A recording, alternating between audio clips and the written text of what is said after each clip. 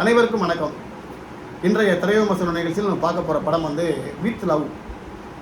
இந்த படத்தில் அபிஷேக் ஜீவின், அனசுரா ராஜன் மற்றும் பலர் நடிச்சிருக்காங்க. படத்துடைய தயாரிப்பு வந்து சௌந்தர்யா ரஜினிகாந்த். இந்த படத்தோட கதைக்குள்ளே போக முன்னாடி எந்த மாதிரி படம், எந்த மாதிரி ஆடியன்ஸுக்கு இந்த படம் ரொம்ப பிடிக்கும், யார் யாரெல்லாம் இந்த படத்தை விரும்பி பார்க்கலாம் அப்படின்றத ஒரு ஒன்லைனில் பார்த்துடலாம். இந்த படம் வந்து அழகி, ஆட்டோகிராஃப், 96 போன்ற வெற்றிப்பட வரிசையில் இணையும் ஒரு காதல் காவியம் அப்படின்னு அந்த படத்தை சொல்லலாம். படத்தில் எந்த இடத்துலையுமே வந்து மோசமான காட்சிகள், சண்டை காட்சிகள், முத்த காட்சிகள், கட்டி பிடிக்கிற மாதிரி இந்த மாதிரி ஆபாச காட்சிகள் எதுவுமே கிடையாது. அதனால் குழந்தைகளோட, குடும்பத்தோட 90s கிட்ஸு, 2K கிட்ஸ்னு எல்லா கிட்ஸுமே இந்த படத்தை வந்து விரும்பி பார்க்கலாம். படம் பார்க்க போகிற ஒவ்வொருவருக்குமே தன்னுடைய பள்ளி பருவ காதலை இந்த படம் வந்து நினைவுபடுத்தும்.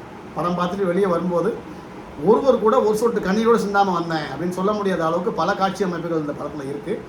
அதனால் நீங்கள் எல்லாருமே ஒரு முறை இந்த படத்தை வாட்ச் பண்ணணும் அப்படின்னு நான் சொல்லிக்கிறேன். படத்தோட கதையை பற்றி பார்த்தோம்னா, படத்தோட ஆரம்பத்தில் ஒரே பள்ளியில் ஒன்றாக படித்த ஹீரோவும் ஹீரோயினும் ஒரு காஃபி ஷாப்பில் மீட் பண்ணுறாங்க. அப்போது ஹீரோயின் வந்து ஹீரோட்ட கேட்குறாங்க, நீ வந்து பள்ளிக்கூடத்தில் படிக்கும்போது யாரையா லவ் பண்ணியா அப்படின்னு கேட்கும்போது ஹீரோ சொல்கிறார், ஆமாம் நான் ஒரு பொண்ணை லவ் பண்ணேன் அப்படின்னு சொல்கிறார். அப்போ அவருடைய ஃப்ளாஷ்பேக் போகுது. அதுக்கப்புறம் ஹீரோ வந்து ஹீரோயின்கிட்ட கேட்குறாரு. அப்போ அவங்க சொல்கிறாங்க, ஆமாம் நானும் ஒருத்தர் லவ் பண்ணேன் அப்படின்னு சொல்கிறாங்க. அப்போ அவங்களுடைய ஃப்ளாஷ்பேக் போகுது.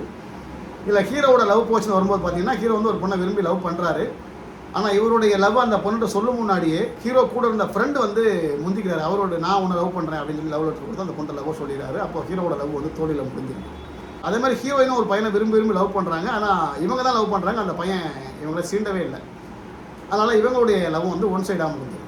இப்போ 2 பேரோட லவ்வுமே வந்து தோழியில் முடிஞ்சனால 2 பேரும் ஒன்றா மீட் பண்ணிக்கும் போது ஹீரோவுக்கு வந்து இவங்க மேலே ஒரு லவ் வருது. எப்படி லவ் சொல்லிடலாம், இவளே லவ் பண்ண ஆரம்பிக்கலாம் அப்படின்னு நினைக்கும் போது திடீர் இந்த மாதிரி சூழ்நிலையில் ஹீரோட வந்து சொல்கிறாங்க, ஒன்றை லவ் பண்ண அந்த பொண்ணும் என்ன லவ் பண்ண அந்த பையனும் இப்போ எந்த மாதிரி சூழ்நிலையில் எங்கே வாழ்ந்துட்டு இருக்காங்கன்றதை போய் கண்டுபிடிக்கலாம் வா அப்படின்னு சொல்லி கிளம்புறாங்க. அந்த பழைய காதலன் காதலியை சந்திச்சாங்களா, இல்லை 2 பேருமே சேர்ந்தாங்களா சேரலையா அப்படின்னு தான் படத்துடைய கதை. இந்த படத்துடைய ஹீரோ வந்து டூரிஸ்ட் ஃபேமிலி அப்படின்ற ஒரு வெற்றி படத்தை இயக்கிய இயக்குனர். இவருக்கு இது முதல் படம். படம் பார்க்கும்போது ஆரம்பத்தில் ஒரு 4-5 சீன்லாம் கிடக்கும்போது பார்த்தீங்கன்னா, இவன்லாம் ஒரு ஹீரோ மெட்டீரியல் அப்படின்னு முகம் சூழிக்கக்கூடிய அளவுக்கு தான் பல காட்சிகள் இருந்துச்சு. ஆனால் ஒரு 4-5 காட்சிகள் கடந்து இந்த கதைக்கு, இந்த படத்துக்கு இவன் தாண்டா சரியான தேர்வு அப்படின்னு சொல்லக்கூடிய அளவுக்கு தன்னுடைய பிரமாதமான நடிப்பால் அஸ்வந்த் ஜீவன் வந்து எல்லாருடைய மனசையும் இடம் பிடிச்சிட்டாரு.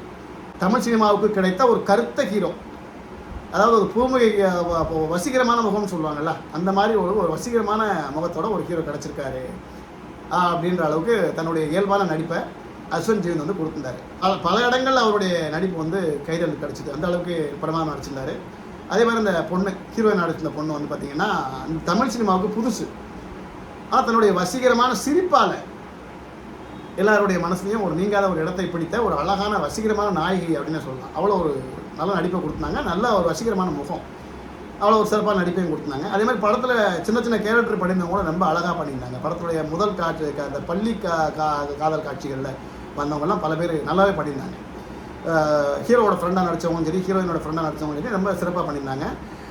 படத்தில் ஹீரோவுக்கு அப்பா வந்து தேனி முருகன் பண்ணியிருந்தார். அவருக்கு 2-3 காட்சிகள் தான் நல்லா பண்ணியிருந்தார் அவரும்.